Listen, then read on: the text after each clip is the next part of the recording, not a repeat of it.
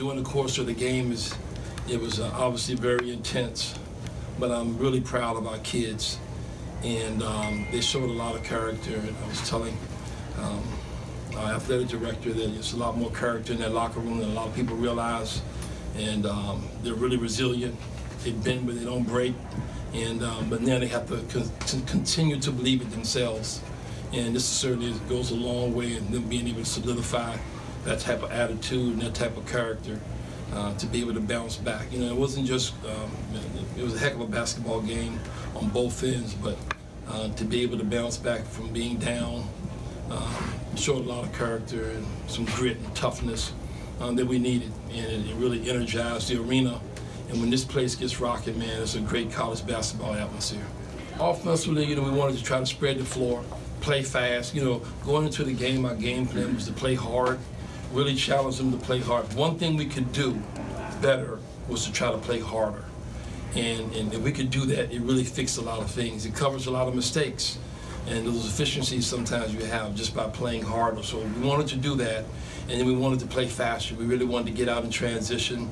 We don't want to run a lot of plays and set the action up. We want to try to play with a lot more flow, a lot of speed. Play fast, think fast. That's what we wanted to play. We didn't want guys holding the ball too long. We didn't want what we call ball stoppers.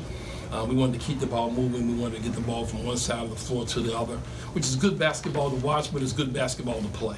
So I've kind of been in this situation before, and so this is my first rodeo. That experience certainly does come in handy in terms of being able to help with the transition from one voice to the other for the kids, because that's the biggest transition for them. Well, we certainly want to play fast, no question about that. We want to play fast. We want these guys to have space out there on the floor. We want them to be loose. We don't want to be overthinking it. That's the way we want to play. And but certainly we want to try to get back on defense a little better. We want to try to defend better. Now, the defense was a little better than the final score reflected because of the amount of possessions, so it's going to be a higher scoring game. But our transition defense is certainly going to be better because of playing a team like this. They're a really good basketball team. They're very athletic. They're well coached. They really put a lot of pressure on you to be back. So going forward, this game is going to help us from a defensive standpoint, particularly defensive transition, because of the speed in which they play and the challenges they put on you getting back. They do a great job of throwing the ball. I thought they did a great job of moving the basketball. That was one of the things we talked about going into the game. We wanted to try to get the ball from one side to the other. We didn't want any ball stoppers. We didn't want guys kind of slowing the pace down. We wanted the shots to come in rhythm, but we also wanted to move the ball from one side to the other. And I thought the guys did a good job of that. We didn't have much ball stopping at all. Yeah, I think you could say that. Yeah, I think you could say that. I think they wanted a good send-off for him, obviously. And but you know, I can't say enough about him. And I told him yesterday that I'm a better basketball coach having coached with him. He doesn't always get his due in that regard, but he's a really good basketball coach. And I'm a better basketball coach. We're a better basketball team because of the foundation that he laid for us. He's a heck of a basketball coach. He's actually a better guy than he is a basketball coach. But the guys really like him. They really cared a lot about him. And you know, particularly with PJ, who's been here the longest with him, you know, his heart was really into it in terms of his performance. Well, I think when it comes to things like that, I knew that question would come. You know, we got to take it one day at a time.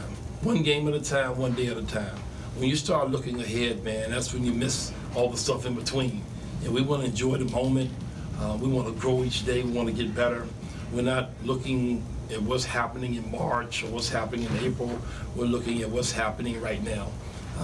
Enjoy this moment. I told our kids, enjoy the moment. I know I used to be in college too, and I know what a Thursday night is on college campuses and college towns.